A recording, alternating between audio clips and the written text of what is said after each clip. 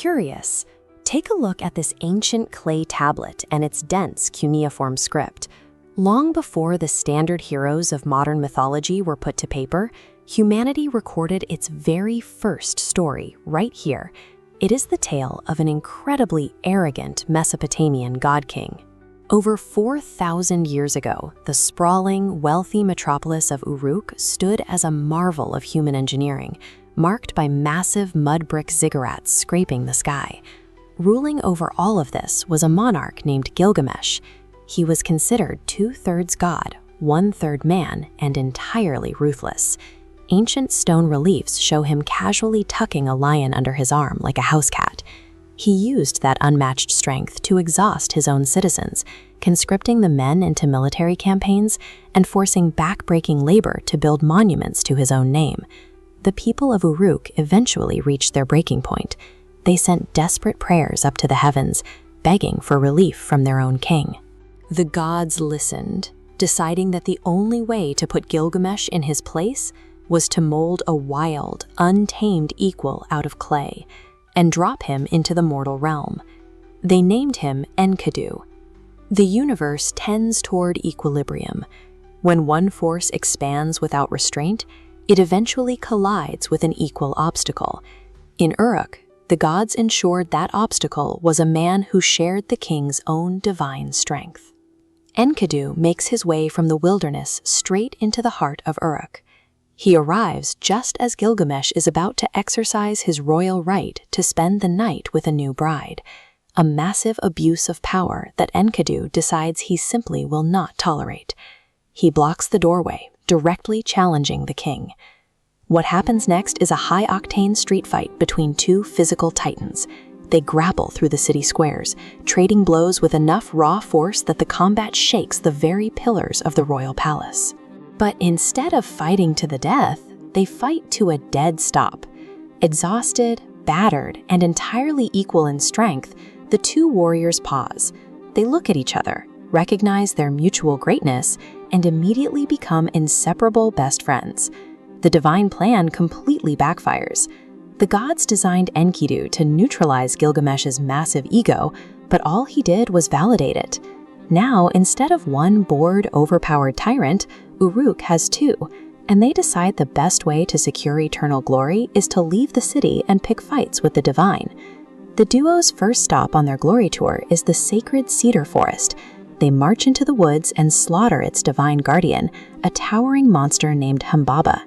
They don't do this out of necessity. They do it for the adrenaline, the bragging rights, and to harvest some high-quality lumber. Gilgamesh moves from defying monsters to insulting divinity itself. When Ishtar, the goddess of love and war, offers him marriage, he treats the Queen of Heaven like a common nuisance. He lists her past lover's failures and explicitly rejects her proposal to her face. Ishtar is furious. She retaliates by dropping the apocalyptic Bull of Heaven right onto the city of Uruk to inflict mass destruction. Gilgamesh and Enkidu respond by charging into the streets and effortlessly slaying the celestial beast, further proving they believe they are completely untouchable. But the universe always autocorrects. High above the mortal realm, the gods convene and decide that this blatant disruption of cosmic balance can no longer be ignored. The death of sacred beasts requires a life in return. The punishment doesn't come in the form of a glorious battle. The gods simply strike Enkidu with a severe fever. For 12 agonizing days, the mighty warrior wastes away in bed. All of his raw, unmatched physical strength is rendered entirely useless against a microscopic illness. Enkidu takes his final breath, and Gilgamesh's god complex shatters. Sitting beside the body of his equal, the king is forced to confront a terrifying reality. Despite his physical dominance, he is completely defenseless against the inevitability of his own death. Panic sets in. A terrified Gilgamesh strips off his royal robes, abandons his throne, and wanders out into the dark wilderness. He is consumed by a singular, desperate obsession. He has to find a biological loophole to death. He pushes himself through an impossible, harrowing journey. He marches blind for leagues through the absolute darkness of the Twin Mountains, and builds a makeshift raft to pole his way across the lethal, corrosive waters of the Sea of Death. He finally reaches the edge of the world and meets Utnapishtim, the single mortal man the gods ever granted eternal life. Gilgamesh demands the secret. Utnapishtim looks at the exhausted king and offers him a remarkably mundane test. If you want to conquer death, start by conquering sleep. Just stay awake for a week. The mighty king of Uruk, the man who wrestled lions and slaughtered divine monsters, sits down and instantly falls asleep for 7 straight days. Taking pity on him, Utnapishtim offers a consolation prize, a magical plant from the bottom of the ocean that restores youth. Gilgamesh dives down, retrieves it, and begins the long walk home.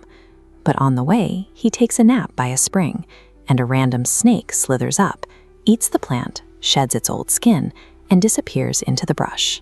It is the ultimate cosmic joke. The strongest man alive traverses the known world to cheat mortality, only to be defeated by basic biological fatigue and a reptile. He realizes then that physical immortality is an unwinnable game. Gilgamesh walks back through the gates of Uruk in the evening light. He is gaunt and weary, dressed in simple skins rather than royal finery. He seeks neither applause nor praise, having finally understood the scale of his own mortality. Look at these ancient mud brick ruins and archways. When Gilgamesh slowly climbs to the top of the massive city walls he once forced his people to build, he looks down at the city and finally understands his place in the world. He realizes that his physical body is going to decay, and there is no magic plant to stop it. But the infrastructure he lays down, the culture he nurtures, and the society he protects, those things will outlast him. The king now prioritizes the permanence of his city and the stability of his rule. He listens to the voices of his subjects and oversees construction projects meant to shelter the city for centuries. He understands that a king's duty is to serve the longevity of the kingdom, not his own whims. Gilgamesh reached the end of his mortal days as a man, yet his quest for immortality actually worked. His name survived over 4,000 years because he built a city and a story that outlasted his own breath. He found eternal life in the only place it truly exists, in the memory of those who come after.